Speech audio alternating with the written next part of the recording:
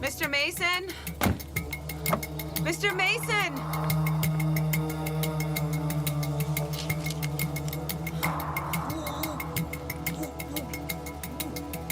Mr. Mason!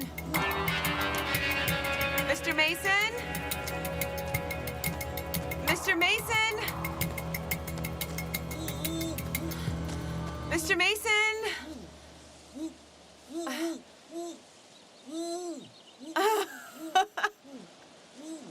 Mr. Mason!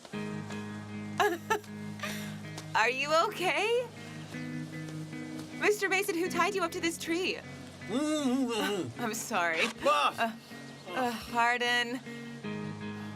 Who did this to you, Mr. Mason? Can you untie me first, and we can chat about it if that's okay with you? Okay, sorry. Mr. Mason, I can't seem to get this rope untied. Then cut the rope. What will I use to do that? I have a penknife in my pocket that you can use. Which pocket is it? The right side pocket. Take it. Okay. Sorry.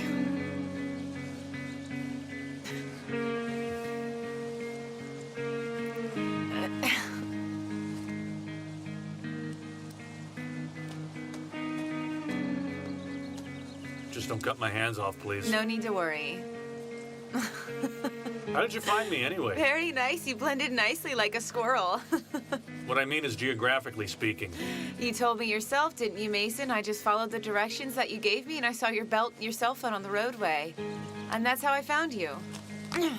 What happened? You lost your memory as well? You saw a telephone, huh? What's a telephone? How fast were you driving? What? Well, you got here so fast that you must have been flying over here. What if I was? I could have been eaten by wild animals overnight. You saved my life. Hey, Mason. All joking aside, who did this to you? Who tied you up to the tree like this? Where'd the car go? What? Shoot. Mr. Mason? Mr. Mason! Oh, for God's sake. Mr. Mason! Ah!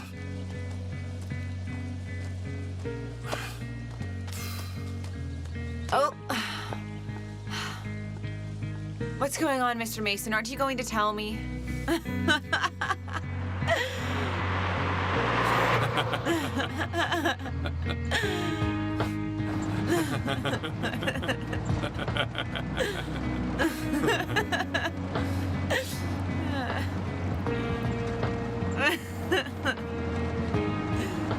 Seeing as it amuses you so much, I'll tell them to hang me upside down next time. Wouldn't it be funnier like that?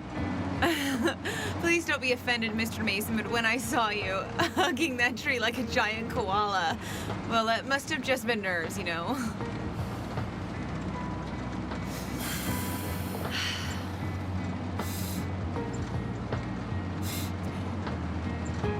So do you suspect that Mr. Michael's a part of this? Can't say. But he's definitely up to something, though. I think he has a secret agenda. And the one thing that I've learned about life is that a secret agenda has very little to do with good intentions. You've started speaking in riddles again. I can't speak any clearer without being sure, sorry. I wonder who it was who knocked you out. I didn't see who did it. It must have been the owner, though, since the car disappeared. The man Mr. Michael met with. So what are you going to do if you have no clue? Well, I need to eat something first. I haven't eaten in 24 hours and I'm starved.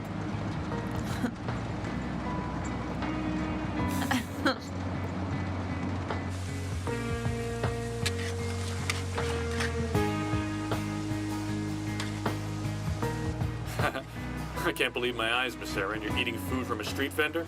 Thanks a lot, man. This just in. Miss Erin, the prim and proper, is eating a sandwich directly from a street vendor. Wait a second, but why shouldn't I? You must think that I'm from royalty or something. Besides, I'm not that proper, you know. I've been on the receiving end. Your looks alone could kill a person.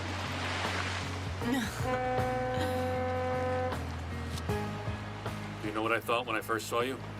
What did you think? Wow, this lady's so frigid. God knows what made her like that.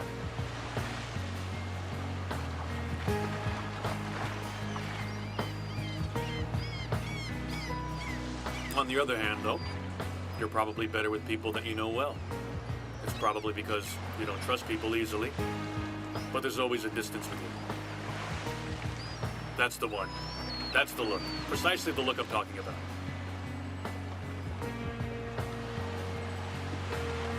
Are you an ex-cop or are you an ex-shrink? Sometimes both. A curse.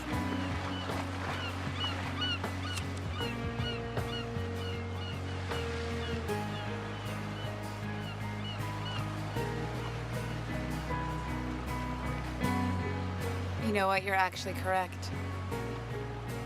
I don't trust many people. Before, I used to trust them a lot. But my heart was broken too often. I've been disappointed, you know. One learns to protect oneself from hurt, in one way or another. Oh, well, come on. Don't get so wound up. Is that any way to live? Smile a little. You have such a beautiful smile. Don't deprive people of it. You were just laughing so much in the car. Think of me in the forest. What did you say? That I was like a koala in the tree? Hands tied, mouth bandaged, helplessly staring at you? Huh? Oh, but honestly, though, you look so funny in that tree. I never expected to find you like that, just hugging a tree. You were truly at one with that tree.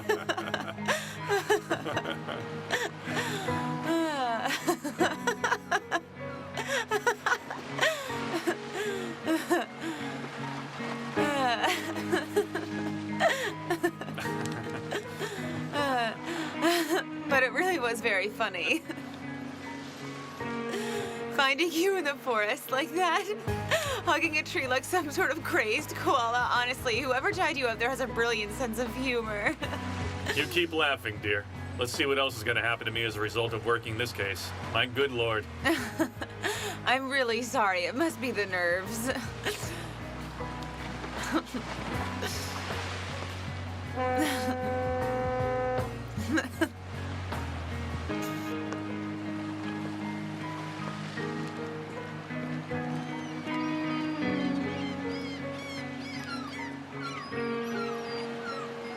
Gerald hasn't called to check in yet?